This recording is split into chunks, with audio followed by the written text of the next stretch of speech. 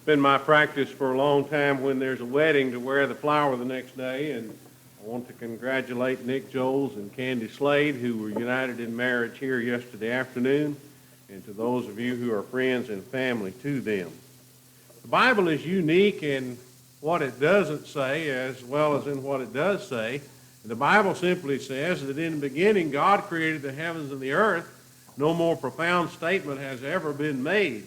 We also know that statements are made like Jesus said in Matthew 19. In the beginning, God created them male and female. So the Bible acknowledges that there exists a God and that He is the originator of this universe. My goal in the lesson today is to let you see that it is a reasonable thing to believe in God. I've been noticing a number of different programs lately that are being advertised on certain channels, such as the History Channel. There's coming up a special program on who wrote the Bible. They're wanting to know who was the individual who actually produced this thing and why are certain sections of it left out. Also noted there's going to be a body-type program directed at the erotic things found in the Scriptures. And it just seems that we are challenged, and sometimes our faith is tested on every hand as man attempts not only to give us alternative views or to make light of what we believe in, but they're also going so far as to ridiculing God's Word. And this in light of the fact that God and His truth has enough enemies in this world as it is. I want to just look at a few arguments for belief in God. I want to tell you right up front, these do not conclusively prove that God exists. They do show, however, that it is reasonable to believe that God exists. What I ask people to do sometime is to consider, what if there were no God? In my opinion, life would have no purpose, no real meaning. We'd just be drifting through.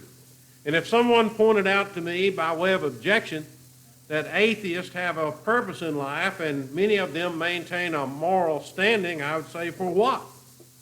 Since it's only in this life that we have any purpose at all, actions would thus rest on self-gratification. And godless individuals anxiously seek purpose and an existence where, by definition, there can be no higher purpose than man's own desires. No real satisfaction, ultimately no hope. So where there is no God, there are no absolutes, no right, no wrong, no justice, and no selfless love. Those who live by a higher code would be doing so blindly. And I believe that's what Paul meant when he said, if only in this life we have hope in Christ, we're of all men most miserable. But if there is a God, then every one of those situations is changed. Eternity is not only a possibility, it is a known truth, and life has meaning and the future has hope. I'll never forget the late Dr. James Bales when he said, if there's no God, when I die, I'll be like the little dog Rover. I'll be dead all over, and I'll never know I was wrong. I will have lived a useful and purposeful life in which I helped others, enjoyed good relationships, good physical and mental health. If there is a God and I reject Him, I will have all of eternity to regret it. So let's look at some of these reasonable things today, and you contemplate these matters as we present some evidences for why we believe the way we do. The first thing that I'm going to be talking about is what is commonly called the cosmological argument. This simply means the universe and the matter that's found in the universe, the totality of the universe, and we'll see that's quite extensive. We know that we exist. Now, in just a moment, we're going to examine the four possibilities for the origin of the universe, and one of those is that everything's a grand illusion. You're not here, I'm not here, we're just imagining all of this. But since there is such a very small scintilla of people who believe such an absurd thing, we know that we exist, we know that we're here right now, and we know the universe exists, and we also know that we did not cause ourselves. We can trace that back through our heritage. We also know that we did not cause the universe, and we have to ask the question, well, how did everything get started? And in this consideration, I'd like for you to think about a principle called the cause and effect principle. There is no such thing as an effect without a cause. I have a place on my hand today, and Gene asked me about it this morning, and I banged it yesterday and injured myself. It seems like every time I have a public affair like a wedding, something like this happens. There's a reason that sore is on my hand. We are an effect. The universe is an effect. What is the cause? At some point, you must have an uncaused first cause. Thomas Aquinas, one of the most brilliant men perhaps who's ever lived, made this statement. Everything in existence today is also capable of not existing. All natural things are contingent, that is, they are capable of being or not being. In a period of eternal time, every contingent thing would cease to exist. There would be no world, but since there is a world, there must be some force behind it. Now, when we talk about the possible origins of the universe, one of the things that comes up is this idea of spontaneous generation. And that is somehow at some point in the past, just all of a sudden, boom, everything popped into existence. We know that scientists are not willing to follow through on this completely because while they cannot complete a perfect vacuum, if they were to draw a vacuum in a bell jar as much as possible, very few of them are willing to pull up a chair and sit there and look in that thing and wait for something to happen because they know that's not likely to happen. And yet that's the most accepted means by which the explanation is given for the universe being here. Dr. George Wald of Harvard said, as for spontaneous generation, it continued to find acceptance until finally disposed of by the work of Louis Pasteur. Until quite recently, professors of biology habitually told this story as part of their introductions of students to biology. They would finish this account glowing with the conviction that they had given a telling demonstration of the overthrow of mystical notion of clean scientific experimentation. Their students were usually so bemused as to forget to ask the professor how he accounted for the origin of life. This would have been an embarrassing question. Either life arose by spontaneous generation, which the professor had just refuted, or it arose by supernatural creation, which he probably regarded as anti-scientific. What the history we have just reviewed demonstrated is that spontaneous generation no longer occurs. Further, Dr. Wald said, most modern biologists, having reviewed with satisfaction the downfall of the spontaneous generation hypothesis, yet unwilling to accept the alternative belief in special creation, are left with nothing. We have now to face a somewhat different problem, how organisms may have arisen spontaneously under different conditions in some former period, granted they do so no longer. To make an organism demands the right substances in the right proportions and in the right arrangement. One has only to contemplate the magnitude of this task to concede that the spontaneous generation of a living organism is impossible. And yet we're told that this is a reasonable thing to believe, that that's how life came into existence. And I love the statement that he made there, that science is left with nothing. And yet we're being told today that science has all of the answers. And so they got a little thing running around on Mars, and they're probing deep into space, and they have encrypted messages on the forefront of the spacecraft, hoping to run into something or someone out there somewhere who can help us solve the mystery that is solved in Genesis 1 and verse 1. In the beginning, God created the heavens and the earth. Dr. Frank Allen, a biophysicist, said, 4 solutions of the world's origin may be proposed. First, that it's an illusion. Second, that it spontaneously arose out of nothing. Third, that it had no origin but has existed eternally. Fourth, that it was created. Either inanimate matter with its incorporated energy or a personal creator is eternal. No greater intellectual difficulty exists in the one concept than in the other. But the laws of thermodynamics state that is the state of entropy, indicate the universe is running down. In infinite time, this state of entropy would already have happened. The hot sun and stars, the earth with its wealth of life, are complete evidence that the origin of the universe has occurred in time at a fixed point in time, and therefore the universe must have been created. So that is the belief of that particular scientist and that doctor, that the earth was created. So here's what we are faced with. Either the universe is an illusion. None of this is really happening right now. Or it spontaneously arose out of nothing. And you have just heard an eminent Harvard scientist who says that is impossible. If it ever happened, it happened in the past. It is not happening now. Isn't it funny how they'll nail us when we say things like that about miracles? But let me point out to you that that idea that the universe spontaneously arose from nothing is not scientifically tenable under any circumstance. And those same people will ridicule you for having faith when they have faith in something they say is no longer happening. The third possibility is that the universe is eternal. And that is not scientifically sustainable, especially in view of the first and second laws of thermodynamics. Dr. Edward Luther Cassell said science clearly shows that the universe could not have existed from all eternity. The law of entropy states that there is a continuous flow of heat from warmer to colder bodies. Therefore, the universe is headed for a time when the temperature will be universally uniform and there will be no more useful energy. Also, Dr. Cleveland Cothran says chemistry discloses that matter is ceasing to exist. Some varieties exceedingly slowly, others exceedingly swiftly. Therefore, the existence of matter is not eternal. So you see what I'm doing here? I'm coming up with the idea, well, here's the four possible explanations.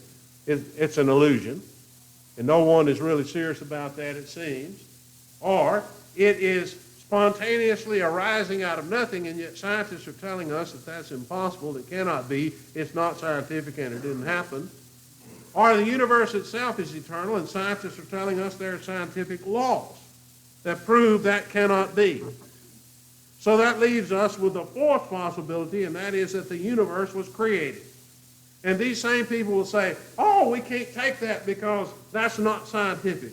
Well, let me ask you a question. Is the universe being eternal scientific? It's against scientific law. Is spontaneously arising from nothing scientific?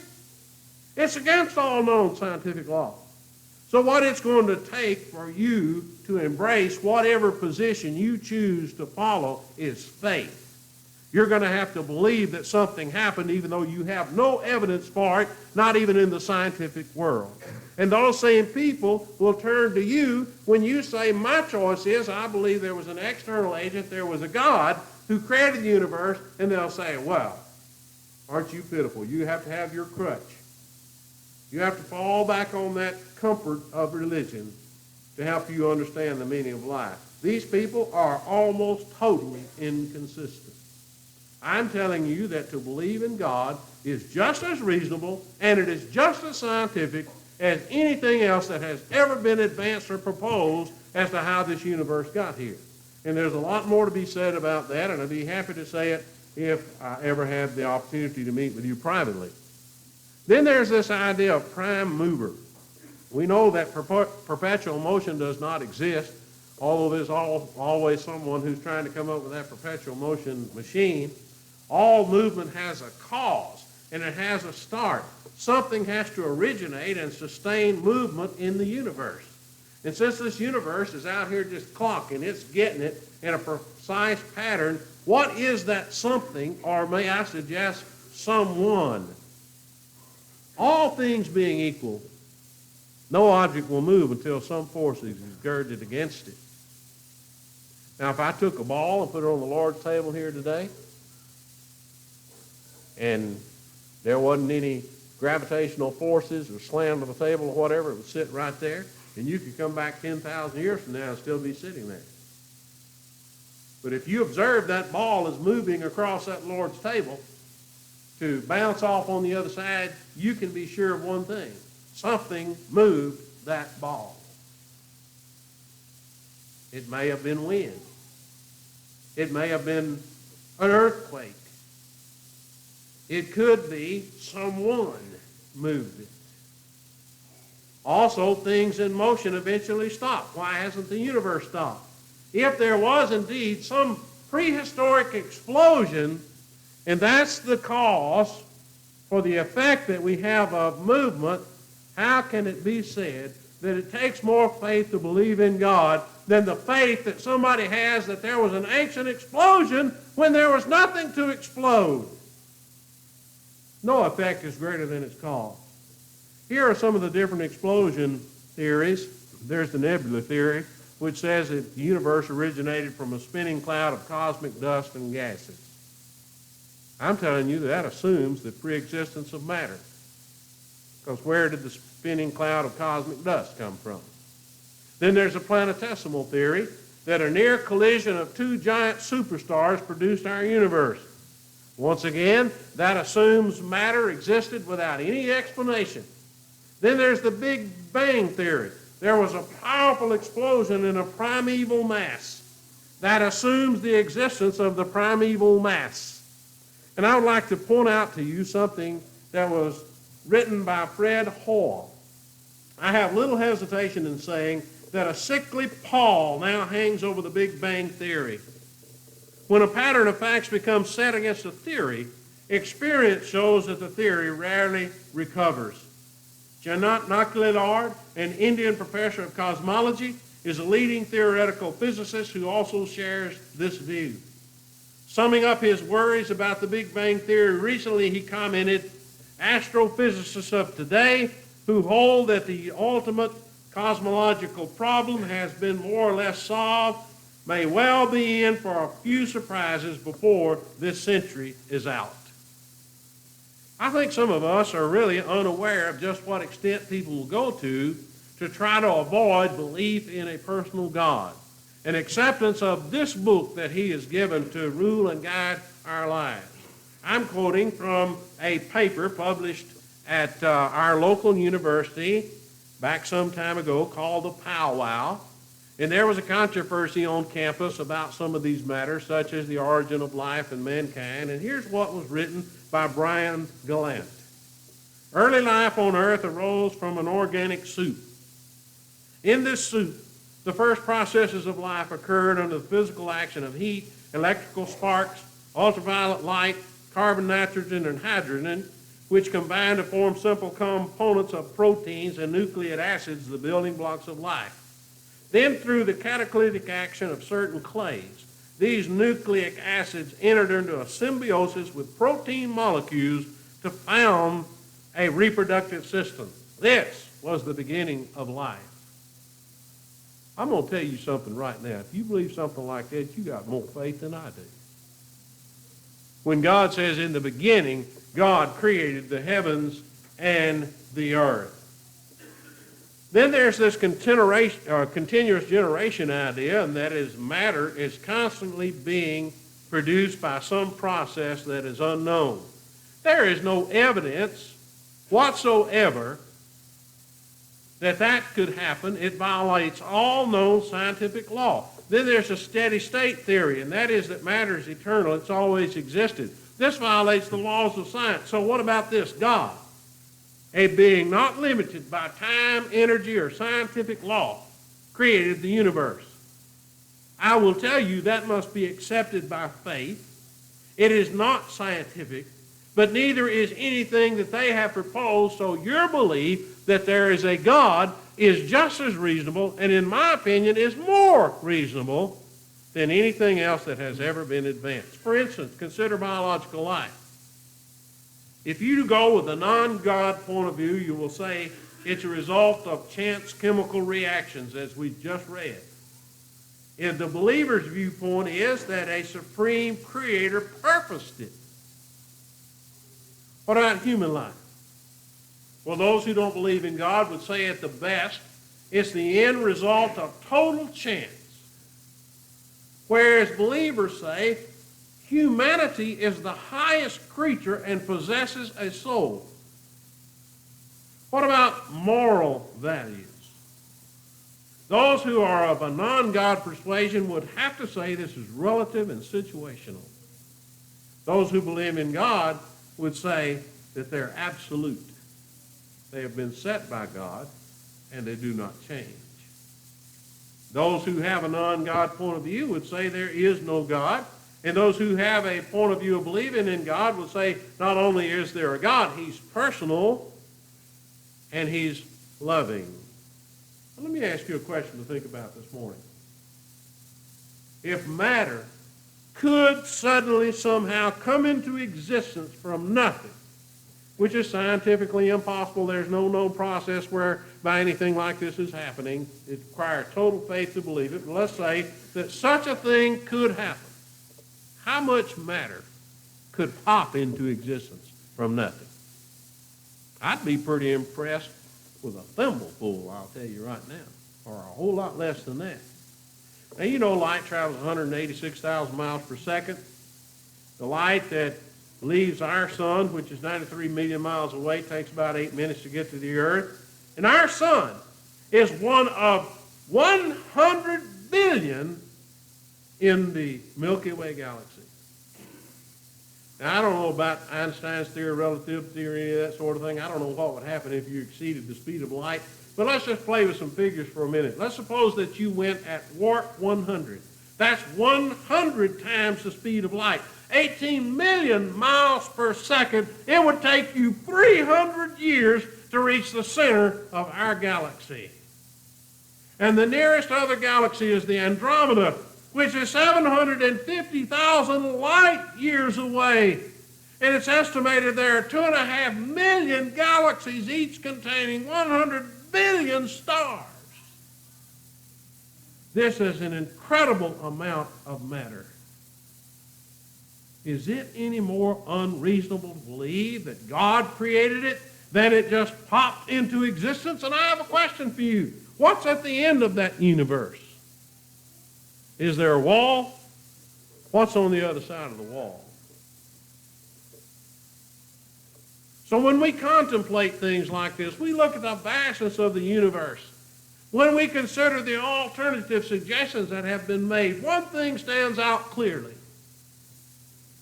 Belief in God is reasonable.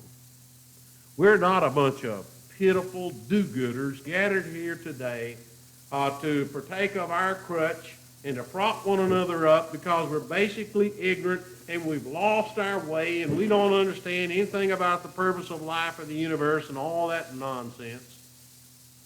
When we are the ones that have the best answers, the most reasonable answers, and we combine all of this with a purpose that gives meaning to life, gives hope to an afterlife, we have the only system that tells you where you came from, why you're here, and where you're going. And yet we're ridiculed for that? Give me a break.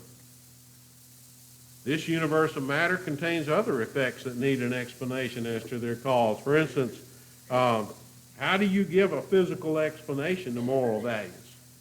How do you give a physical explanation to aspiration, love, joy, or even jealousy? Can I hurt a rock's feelings? Matter usually is not too hurt by what I do, but I can hurt God's feelings. And since man has these capacities, what's the most reasonable thing to consider as its originator?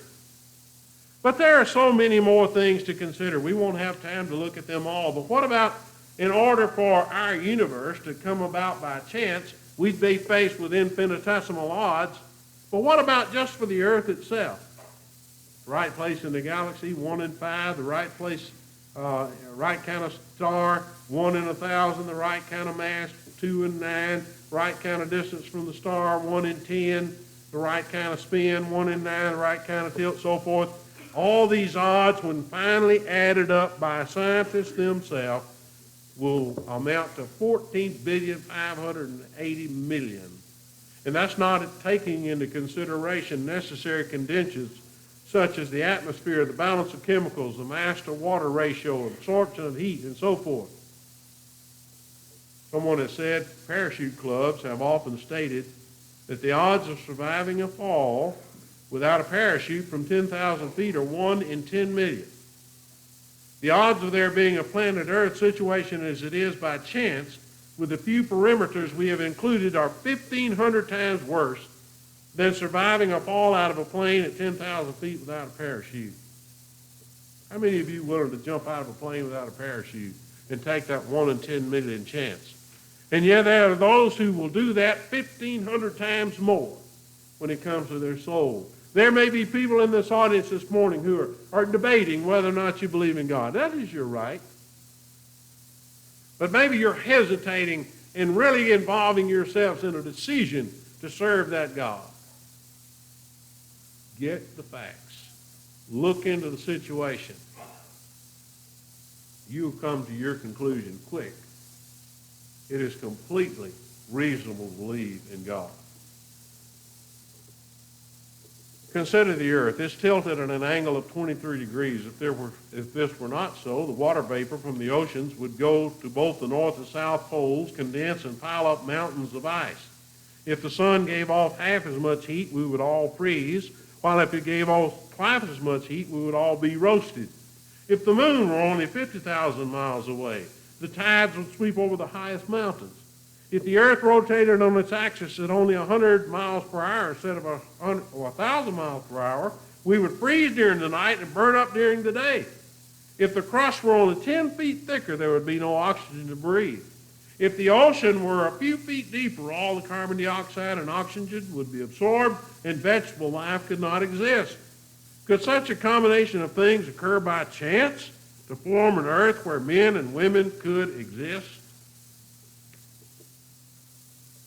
You know what? I've miscalculated my sermon today. I do that occasionally. I've run out of time, but I'm not out of soap. I'm going to have to decide whether to continue this tonight or some other time, but I want to stop at this point and tell you this. I don't know why you're here. It might be because you're trying to impress somebody or make them happy. It could be that you're just curious about this phenomenon called religion. But I'm here to tell you we're serious about it. We believe in God. And there are many evidences for our belief, not the least of which is the presence of his Son, of whom no one has ever been able to convict of any sort of sin, which would include lying if he were not the Son of God. There is a God. The Bible is his word. And the record that it contains as to what we need to do to be right with God is totally accurate. Are you willing to throw your life to chance and then discover to your horror after it's over that you're standing before that God who said, son, lady, I gave you plenty of information. Why did you park your brain and not look into it? Why did you listen to all the siren voices that call from the world and not discover me? Times of ignorance God overlooked, but now commands all men everywhere to repent. So we ask you today to consider not only believing in God and accepting his Son and the Holy Spirit's revelation, but that you obey him and that you become a Christian and join with us in the happy life, in the life of fulfillment and contentment. Even though we have our struggles and challenges, there's far more purpose and direction and meaning than anything offered by any alternative source. Would you consider today opening your heart, opening your mind? How can you consider yourself intellectual, educated? How can you consider yourself open-minded if you will not consider the facts as well as the theories? Open your heart to God. And if your decision is such that today is the day that you want to acknowledge him and obey him through his Son, or you have a need or a prayer request, would you come as we stand and sing?